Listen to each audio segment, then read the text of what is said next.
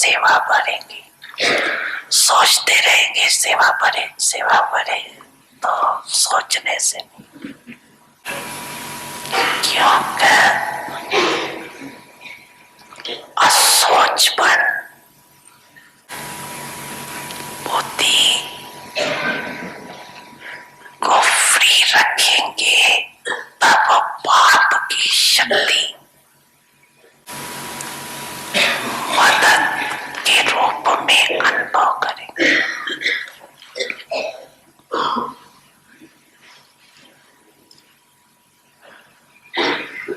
इसी में बुद्धि बिजी होगी, क्या करें, कैसे करें, ऐसे करें, वैसे करें, तो पाप की टचिंग, पाप की शक्ति ग्रहण नहीं कर सके।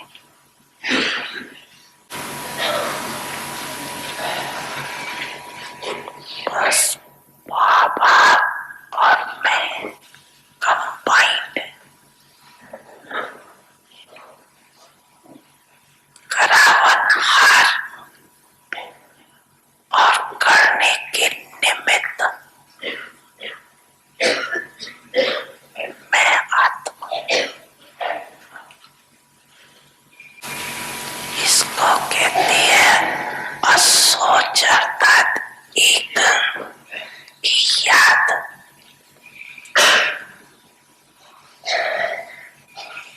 और सोच नहीं। ऐसे हो, ऐसे है कि थोड़ी थोड़ी चिंता रहती है।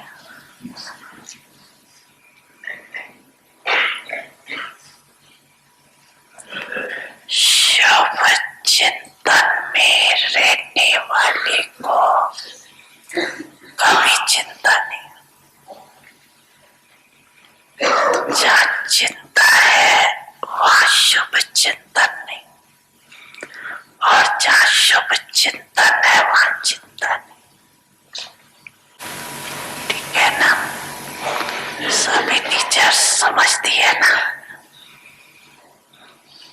अच्छा,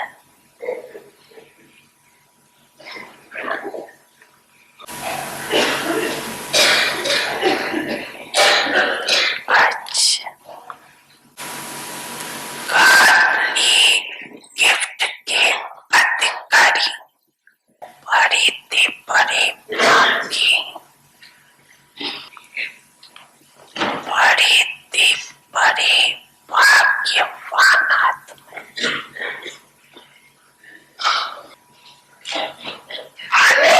पिता के सदा साथी, आदि आत्माएं, सदा बड़े थे बड़े पाप द्वारा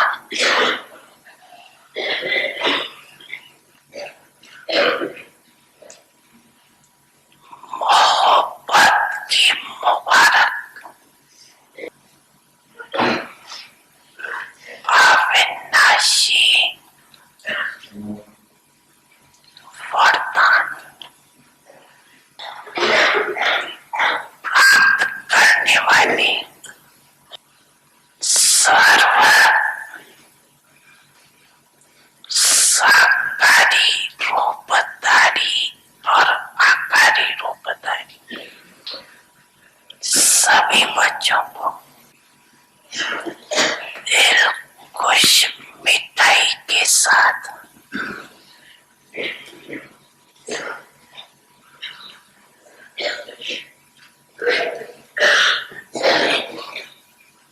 याद, प्यार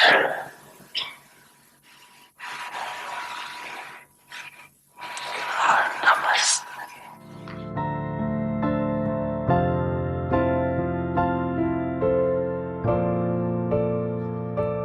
समझा ना सभी ने? समझा?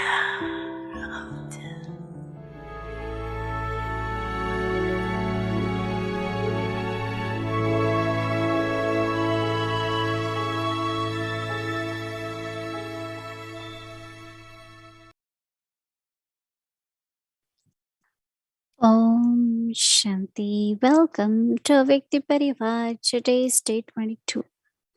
Tapasya. Experimenting with yoga. Experiencing transformation. Tapasya means to open the third eye of becoming perfect and complete. Now we will listen to Mohini Didi. Om Shanti, everyone. Everyone had contentment all day. Yeah. Happy, full contentment. Right? Whatever aim we have for the day, whatever quality of experience one wants to have, if we are able to do that, then there is contentment. I want intellect to be fully concentrated on Baba, or I am determined not to have a lot of thinking. Whatever is the aim. In the morning, I want very good Amrit Vela. All the pure thoughts, as much we are able to accomplish them, that much there is satisfaction, contentment. Because it's not just externally. If I am able to accomplish a task or I got everything. Baba is talking about inner contentment. And inner contentment has deep connection with my personal efforts.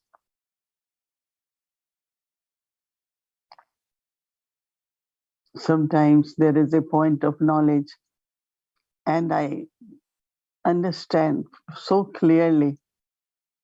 So I say I'm so content because I knew before, but I didn't understand. Today I understood properly. So these kind of deep, deep inner attainments brings contentment. And now definitely our contentment is to see that I am becoming complete. Sometimes it happens that maybe 95%, 90%, you tolerated something. But in the end, 5% you couldn't do it. You say, I have done enough of tolerance. I can't tolerate anymore. So you need another 5% to be complete, right? Any virtue, any power, which is not sufficient, which is not enough. And I think we come to know, I am running out of patience now. I had enough patience, now I can't have.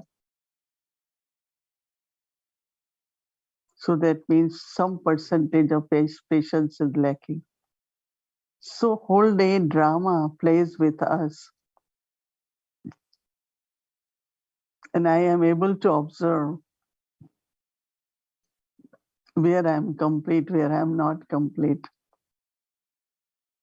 And it's not we get discouraged, but we say, okay, next time when something like this will happen or situation like this will happen, I will just have total faith. I will not lose any of the virtue.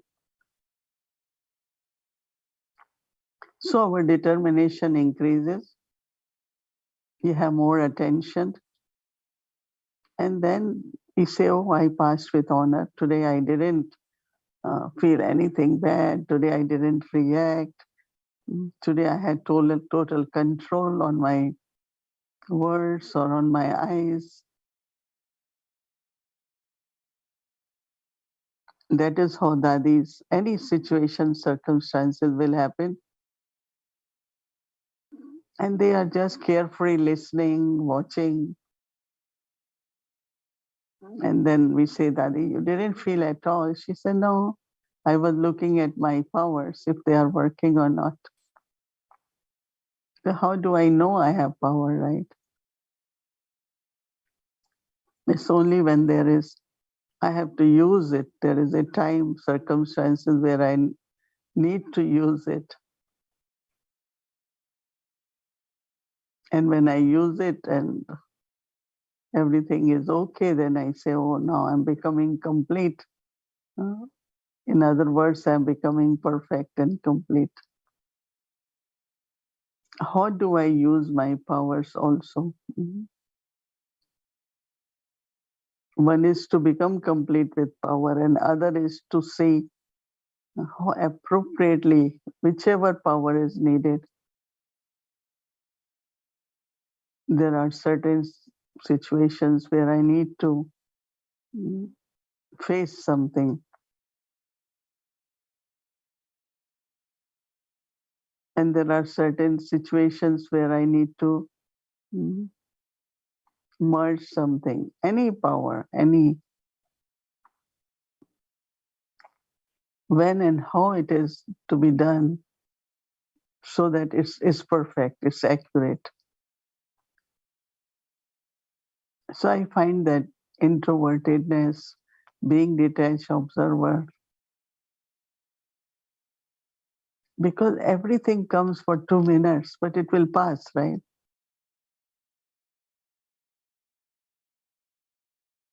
That 2 minutes situation will pass. But I have to pass with honor because situation is gone. And I am still thinking about it and worrying about it or feeling bad about it or whatever. But situation is gone. I remember Dadi Gulzar said, situation is more sensible than you because situation is gone and now you are still thinking about it. But it's not there anymore. And it's reality because it is not there. So when a stage is complete, stage is perfect, that will be our experience.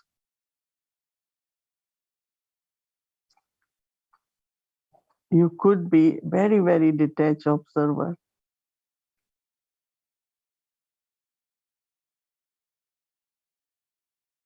Sometimes somebody gets reaction and says whatever comes in the thoughts.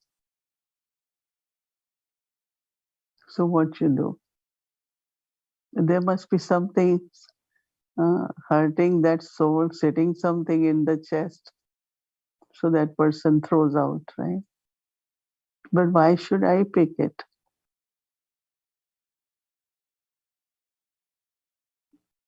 So you remain in your self-respect. You don't want to listen, but if you are somebody saying you have to listen, but you don't take in a single word because that's not your problem. You don't have to look at that. Good wishes for everyone, self-respect, honesty. Two words keep coming in the mind. One is everything we think is beneficial. And there is compassion.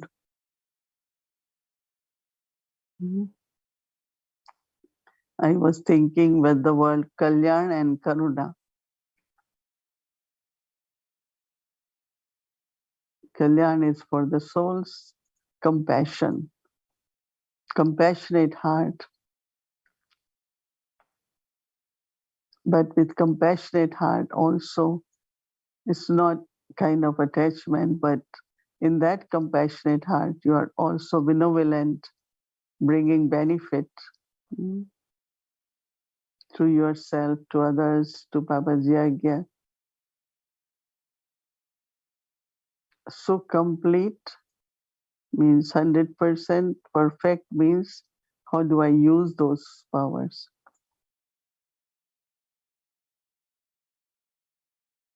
Was it too much tolerance? Was it too much merging? Whatever.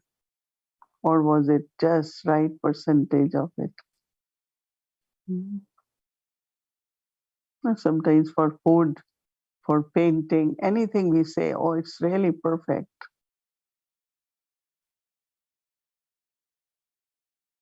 So word complete and perfect, complete mean 100%.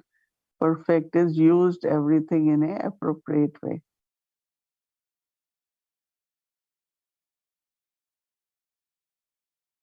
So we have to take homework for ourselves today, that through the third eye, I am able to see my complete and perfect stage.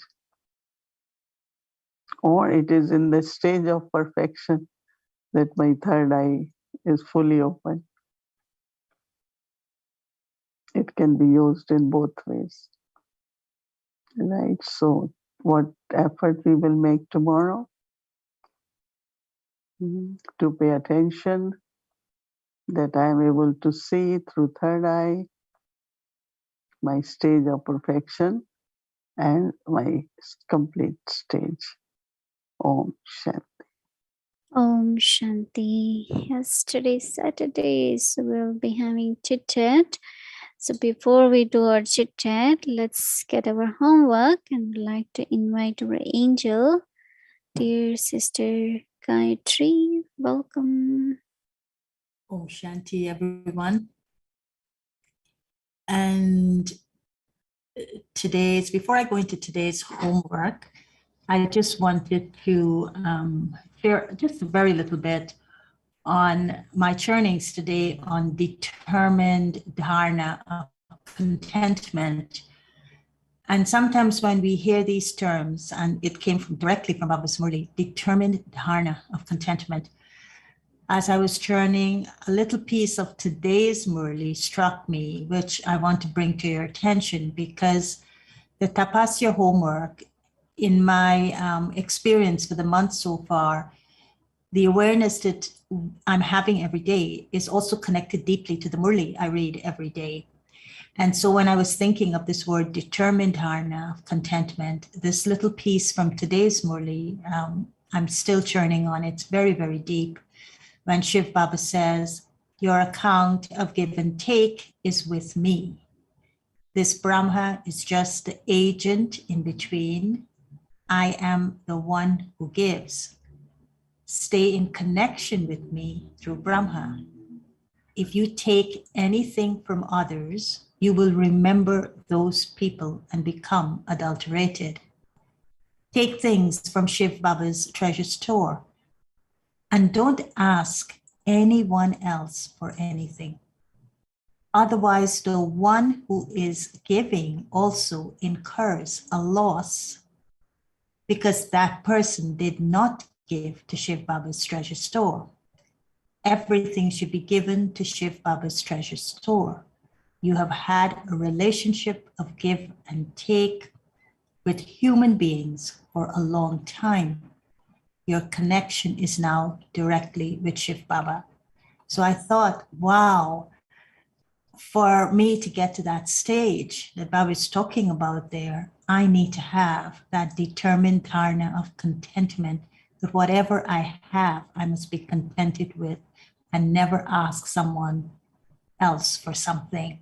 And that's not because of ego, actually, it's because of a sanskara of egolessness, of humility, and connected to one Shiv Baba. So I would say, reread today's Murli and connect it to that determined dharana of contentment. So our homework for tomorrow, which is January 23rd, you heard Sister Mohini talking about Tapasya means to open the third eye of becoming perfect and complete. And so that third eye, of course, it's the soul. It's also the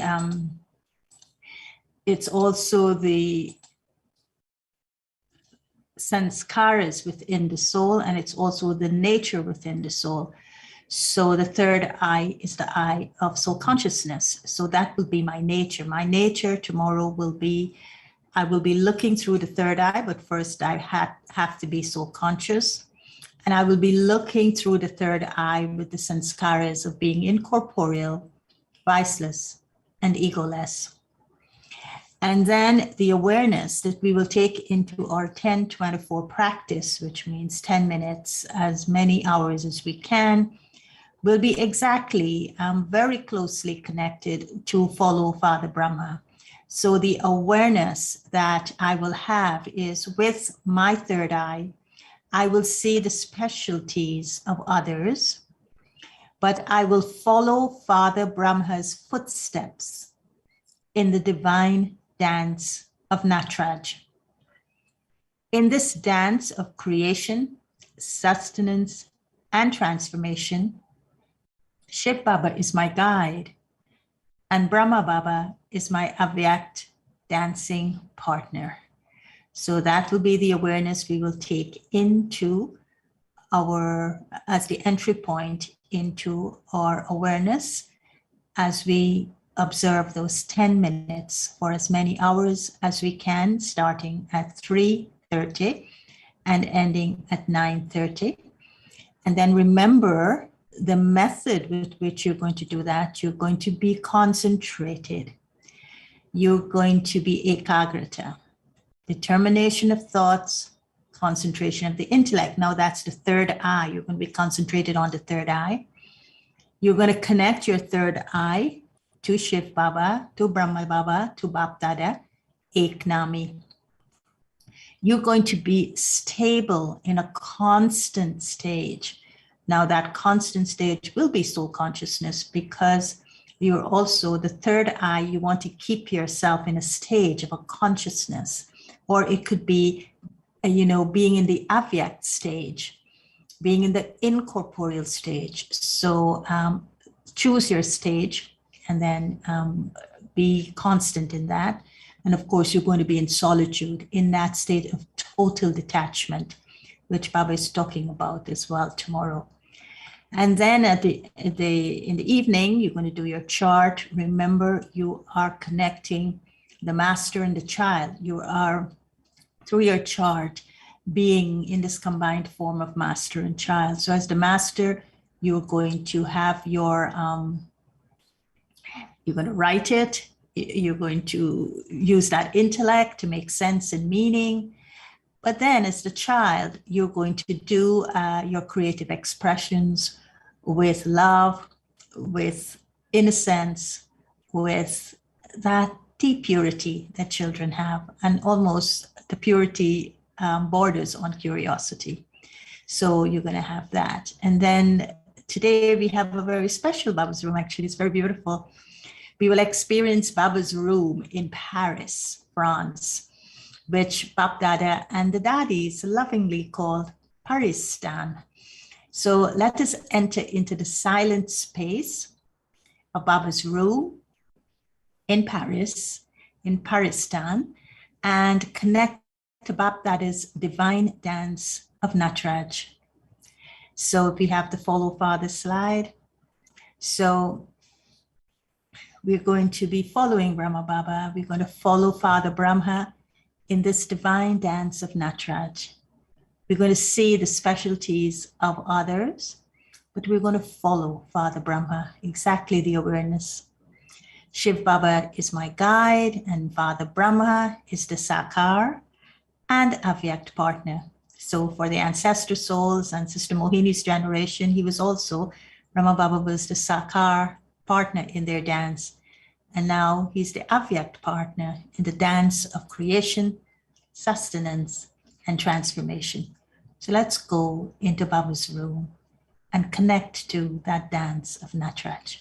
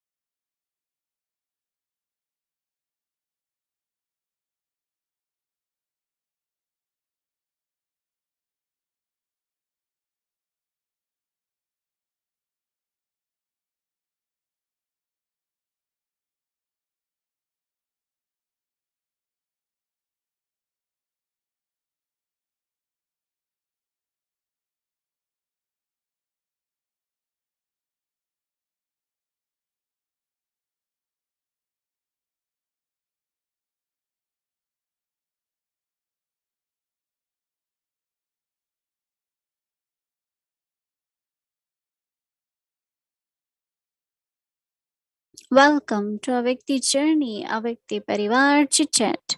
Sharing from a true heart touches the heart. So, would like to invite our angel, dear brother, Eric Bhai. Welcome. Om Shanti.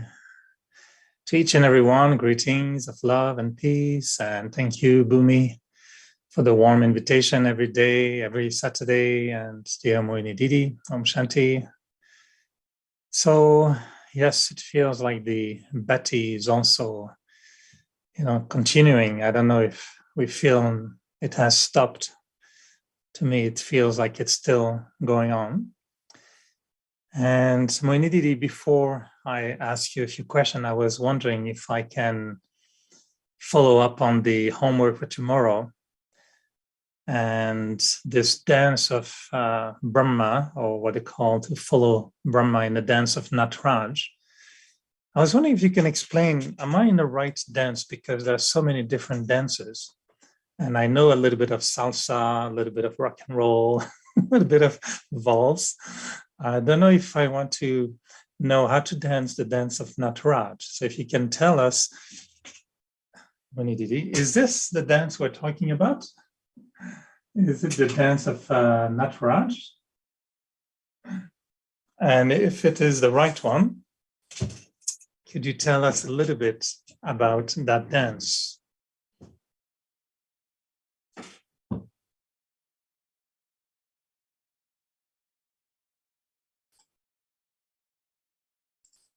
So I'm invoking Sister Mohini. Maybe you're getting ready with your dress to dance the dance of Nataraj. Maybe it takes a special dress, so that's why it's taking time. So good evening, Mohini Didi. I don't know if Sister Gayatri is around. She can tell a little bit about dance of Nataraj. But is it that dance? That's what it is shown in Path of Bhakti. Yeah, Right. that is the Shankar dancing. But do you know what's the meaning of? I've loved this picture always. And I was told different stories about why is Nataraj dancing on a little baby. Do you remember that story? Why he's dancing on a little baby here? Maybe Gayatri can tell us. Is that the dance you want me to dance tomorrow, Gayatri? Yes, I do. Yes? And I think that you can do it because there is a circle around him, which is a circle of fire. So at the time Shiva did the dance of creation, the world was on fire. So the significance is that when your third eye opens, you see, this is the point of the dance. You are dancing with your third eye open, okay? And in any dance, you need to know steps and you need to keep your eye open when you're dancing, right?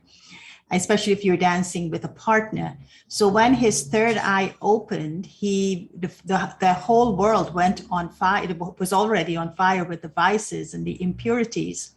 So Shiva decided, rather than fight and get intensely confrontational, he decided to do what he does best, and that is his dance. And so he did the dance of creation. And of course, we all know the dance was a subtle dance in the souls of human beings. So he chose the most conducive dance floor, which was in the inner realms of the souls of human beings. And he touched that sacred spot, which we have preserved only for God to come in and do that dance. And so the dance actually, Eric, you have the memorial of it in Leonard Cohen's music, in which Leonard Cohen said, "Dance me to the end of love." So that's what Baba does. He danced us in that sacred space while the world was on fire and took us to not an a never ending, I would say, realm of love. And within that, he transformed all souls. And he made us, like he was in the dance, compatible with steps and compatible with music, but most importantly, compatible with love. And that was the dance of Nataraj. Now, the path of bhakti has got it very differently. And so that's how he transformed us, by dancing us to our perfection and completion through a dance of love, an ever-ending love. Thank you. I should practice, and maybe next week, Mohini Didi, I will sing you the song from Leonard Cohen. He's from Montreal, so I should know that song. He's a very well-known poet and singer from Montreal and known around the world, but he passed away many years ago. So thank you, Gayatri. And I have a more poetic French version of that story. And they say that, in Christianity, they say that there was a word and the world was created. And we say, well, in Christianity, it's very serious, but in Hinduism, it's so beautiful. God started dancing, and every thought was so beautiful that the world was created through the dance. So I don't know if that's true, but that's what I heard. And it was said that the reason why he's dancing on a little child and a little baby is that he could recognize evil just even before it manifests as a full adult. And just as an infant stage, he would recognize evil and cut the throat away and dance on it, which is a strange dance, but why not? So maybe Bhumi at the end can teach us all to dance and make the proper step. So we can dance the proper dance tomorrow with the song of Leonard Cohen. All right, thank you so much, Gayatri, for this clarity. So Mohini Didi, I was actually going to go into completely different direction because in the last, in a few days of the Bhatti, I was experimenting with silence and feeling how silence has so many different layers. And it could be, yes, silence of the mind when there are less thoughts, more simple thoughts, but silence of ideas. So where ideas from the self or from other people just become silent, and just the sound of Baba can be heard, or the sound of the soul. And it could be silence of the sanskaras. And I realized it was also silence of the identity. And I was very curious to know what you think of, when we go into that deep silence and we want to have accurate soul consciousness and accurate remembrance of Baba. Sometimes I think we still have identities that are okay, that are true. I'm a Brahmin. I was a deity, I'm an angel. But these identities even could be a layer, and I can go deeper underneath and have a deep silence where I'm not even a BK or Brahmin, I'm not an angel, but I'm just a soul. Does that, sound like a fair interpretation of going into deep silence, or did I just fell asleep and I didn't realize it and I'm misunderstanding silence? Because all the identities are for playing role. And when we are in deep silence, there is just soul consciousness, and we are very much into super sensitive joy, very happy. But when you have to connect again and play your part, then you have to pick up your role, right? That, like I was telling someone that I'm very, very happy with being natural as a soul. And then, of course, then we say BK, sister, whatever. But when it comes to any kind of role, so it takes little time, right? That I'm speaking, but I have to speak because I am this so and so, right? Now with new status.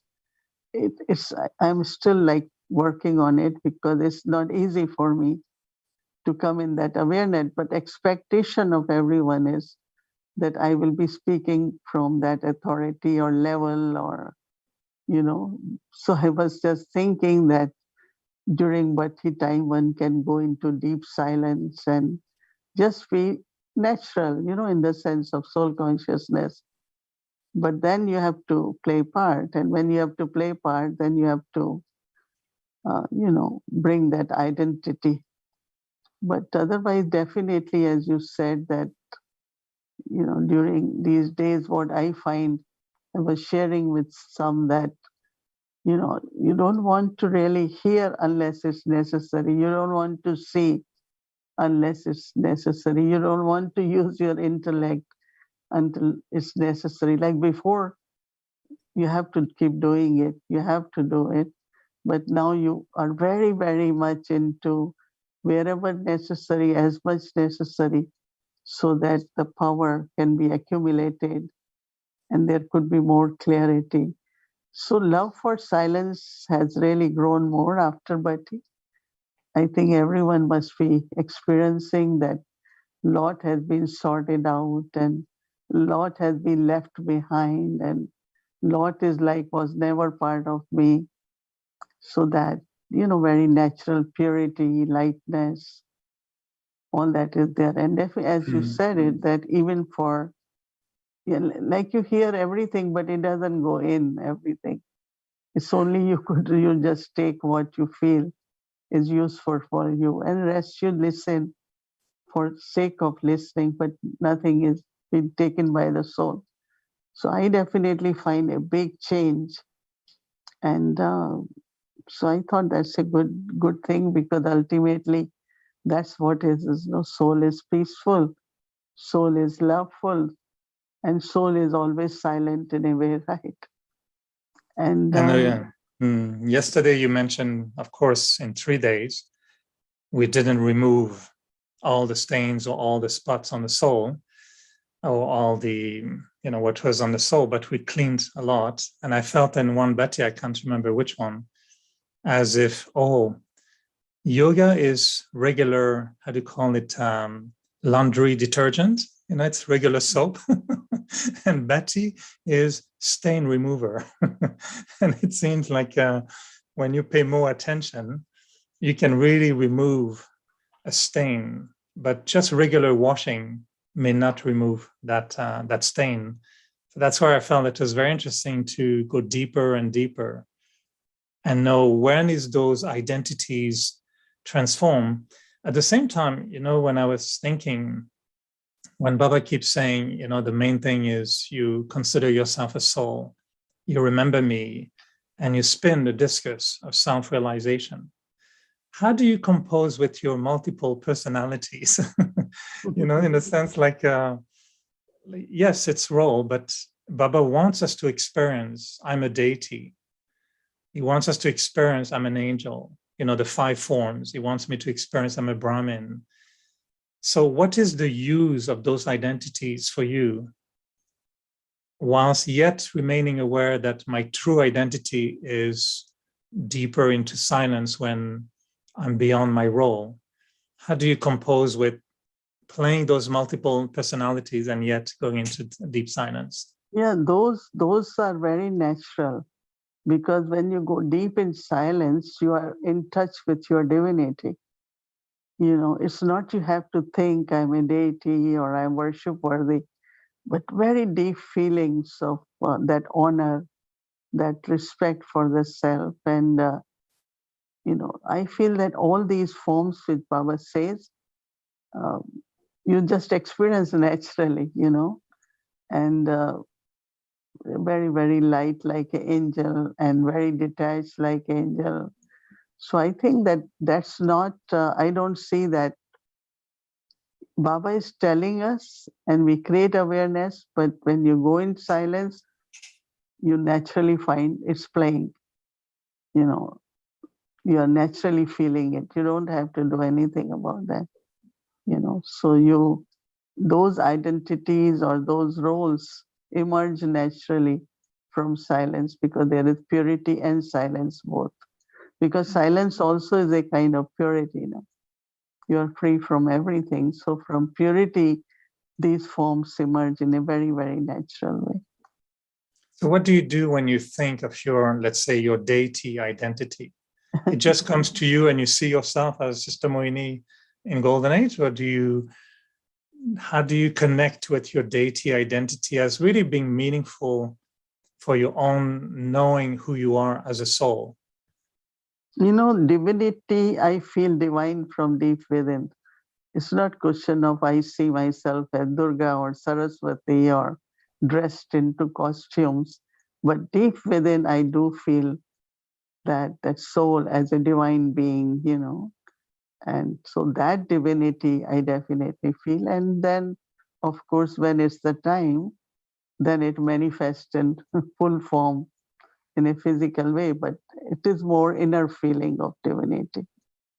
Very, very pure, divine, you know. I don't know how to describe divine, but you really feel it from inside. But do you sometimes spend time in the stage of being in one of those identities? For example, do you sometimes really enjoy being you as a Brahmin and feel, yeah, I enjoy being a Brahmin? And do you take something out of it, which is not body conscious or Brahmin conscious? Yeah, definitely. When I am a godly student and I am studying properly, then I am reading morely and a student life as a Brahmin. And of course, when souls will request, oh, we just want blessings, we just want good wishes, then also I emerge my form as a Brahmin, as an angel, so that I can help the souls with good wishes. So whichever requirement is there, that form emerges. And yeah, I do definitely as a Brahmin, as an angel, as a bestower, even as a blessing giver, you know. So those different identities, I'm, you know, soul then enjoys not that, but does perform in those identities. Yeah, I do that. I'm asking you because I enjoy when you take us into a more subtle, I would say a more subtle experience or a more subtle understanding of some of the ideas, because sometimes if we don't become subtle, it becomes a gross consciousness. And we can be Brahmin conscious, which is actually almost body conscious. You know, like I remember Daddy Janki responding one day to someone saying, yeah, but he's not a Brahmin. And by saying he's not a Brahmin, there was something there was more than just a statement. It was almost body consciousness, you know, oh, I'm a Brahmin, but he's not a Brahmin. So it was, and she said, why do you look at people like that? And as if suddenly thinking of myself as a Brahmin could be on a gross level and not on a subtle level. That's why I was looking forward to hear from you in terms of how to make sure that my multiple personality is not wrong. Well, sometimes we say, I am BK, they say, no, non-BK. No, I think that it should be more from purity point of view, from, you know, also study is the main thing, right? Regularly studying is one of the quality of a Brahmin, and yeah, but it could be body consciousness. And also, we should not look at anyone others, you know, like this one is not Brahmin, but I can have awareness, I am a Brahmin. So that remind myself of what awareness I should have, what words I should speak, how should be my drishti towards anyone. So as a Brahmin, what I should be. As Baba said, follow the acharan or activities of Brahma Baba. So that awareness is important. But as you say, if we don't do in a subtle way, then it can appear like ego, you know. And it does happen. A lot of people do feel that these BKs have their own ego, you know, ego of identity. But actually, we should be just with people as if, you know, we are people as people. But then in my awareness, I should always remember that I'm a Brahmin so that my speaking, my interaction is of that level, you know, of purity. Because it can also turn into role conscious as a Brahmin. And like you mentioned, you have a new title And I'm very touched, that you tell us you are still trying to figure out. I mean, I'm still sometimes figuring out, because I don't think I'm very role conscious with my title, but the other day someone wrote to me saying, I want to talk to you as national coordinator. And I wanted to reply, well, I don't know how to talk as national coordinator because I don't want to talk as national coordinator. I can talk as a soul. And I'm very careful about those titles because I don't want them to create something that is not aligned, with being like Brahma Baba or like the daddies. We never saw a change. Daddy Janki, when she became head of Brahma Kumaris, I don't think she changed much. She did a lot of work going to India. Yeah, she had to do a lot of things, but it didn't change much of her. So I'm very touched that you are sharing. Yeah, it's a process. And sometime I was joking, I said, I'm not national coordinator, I'm noodle coordinator. So I'm just, it's nothing important, don't make it a big title. But it's difficult to make sure we're very humble, and not caught into the role. So what's your yukti? Not to be caught up into the role or the energy of the role and the expectation from others. Because, role we have to play, but what I am, and I play my part as a soul and a sister and a friend or whatever it is. And taking responsibility or our thinking definitely changes because you want to do something for Yagya, you want to do something for organization. And if Baba has given us a title or appointed us for something, so there is very deep spiritual significance. So I try to find that whenever I have to say something in a meeting or wherever, I always say it more, from very spiritual perspective. But there are some people, they like authority, right? And they feel that in that role, like people will say, but you have authority now, you can do that. I said, but that's not what I want to do. I do it with my feelings from my heart, with compassion in a very natural way, because that's where I feel comfortable.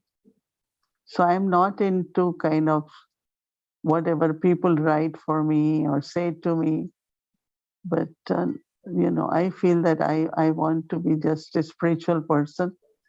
And as my spiritual experiences or inner powers are deepening and helping me, I just help others. So that my thinking and speaking should be based on that, but not because of any title, Mm. So it's a process I think everyone needs to do in every level, even like parents in a family. They have to play the role of father or mother, but maybe they should also consider sometimes, what am I saying? Is it out of just my body conscious role of father, or am I also aware of that role and not taking that role as an identity? Is it? Yeah, because in some families, they, with children and everyone, when they talk, they call each other as a friend, because they don't want them to feel that they are just young children and they are parents. So sometimes to help them to grow and kind of make them feel that there is not question of age difference. Everyone has part to play, but they always call each other friend, In one family, they always call each other friend. The son says to father or all that. And then they were saying, because we want to all feel part of the family at same level, because they feel that children also have to contribute a lot. And it's not just older people can contribute, but younger can give some good ideas. They can also have some, even in business, they find that sometimes the younger son has more ideas than father. So I think that it depends. Playing the role is different and relationship is different. Like if someone is a doctor, so doctor is father, right? Even father could be doctor. But every time he thinks I am doctor, forget about father. It's very difficult, right? Because father, to be a doctor is what his profession is, but he's a father. Or he's just a human being first, you know. And for us, it is first the soul consciousness. And then, of course, whatever part we have to play. So But in conclusion, those who constantly remain in role consciousness, they have a lot of difficulties, a lot of disappointment, and they won't find that people, you know, they feel that they belonging is not there. You know, it's sometimes it's not very, very friendly too. So when you are talking to me, I said, you know, with whom are you talking? You should be careful, right? You will talk whatever you have to say, and if you have respect in a true way, you will talk that way. You know, it's not I have to demand that way, or I have to say, oh, this person is ignorant because doesn't know my authority. In a better way, it is better if people don't know the authority, so that they can be more natural and normal, and we can help them more. This is what I feel. So in conclusion, do you feel that, collectively, as we continue in these bhattis and deeper understanding, deeper yoga, do you feel that when we go into that deep silence, there is less a need to kind of spin the cycle of self-realization? And as you said, it just maybe comes naturally. And is it that spinning the discus was actually an exercise to bring us into that deep silence? So do you feel that for yourself, now that we are more and more into that silence, there's less a need to go into the spinning of all these forms and all these reflections? Yeah, I didn't be doing that, but as I mentioned yesterday, that purification of each thought, that each thought be, you know, it should be really uninfluenced, unconditioned, and completely clean and pure. And as you said, no, not even tainted by anything, so that the power, I could receive power, I can always experience Baba's any relationship, and also get right thoughts at the right time. So I had been, you know, kind of doing that more than, but whenever Baba is giving the drill and I am part of it, I also enjoy that too with Baba. But I'm not really doing it more in a, regular basis. But it's just total concentration, determination, keeping my intellect very, very refined so that it can discern properly, you know, paying more deeper attention to these inner abilities and accumulation of powers. Anyway, so that's what I also very much enjoyed in the bhatti, was how restful it is to be so deep in silence. And I thought that was a good meaning for me, for my name, you know, Le Rest. I thought, yeah, this is really my name. I'm really the rest. I can really now just rest. And I thought, finally, this is my name. I should just be at rest. So that was my experience of the bhatti, to be so silent that there was no identity and nothing. I was very, very restful. So really enjoyed, and it continues. I don't feel the bhatti has stopped. I feel the energy is still the same. So that's what Baba said, no furnace, it has to always remain burned. So we have to continue. We cannot make it cool off like, you know, it was just 3 days. We will continue all the time. Yeah. So do you think that Nataraj can dance and have Toli at the same time, or can Nataraj dance and have a hand where Toli can come? Yeah, we'll practice the dance. Maybe Bhumi will show us how to make that leg so beautiful and stand. I know it's a posture in the dance. I was told that in a classical Indian dance, when sometimes the sister usually stops and they use that same posture as Nataraj. And it's known to be very difficult to do because they're in movement and they have to stop and everybody claps. And I've seen it in the show and everybody clap and they say, why are they clapping? She did the Nataraj pause. And I say, oh, okay, very nice. So you can do the Nataraj pause with the toli in the hand. Come, sisters. You have to have a special class for that. They really practice. So all right, let me know. Let me know and I'll practice. Tomorrow evening, sisters will show you. But they need to be professional. This is Anuta will show tomorrow. This is the toli. It is brown sugar and some nuts. Yeah, they melt the brown sugar, little bit oil, and then they put all the nuts and mix that, and then set it flat. Comes very crafty. Yes, in Madhuban also they give. The Madhuban is sesame seed mostly, but this is different nuts, almonds, and sometimes peanuts and.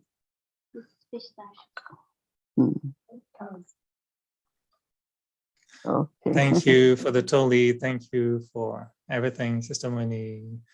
Thank you. Good night. Good night. Good night. Thank you.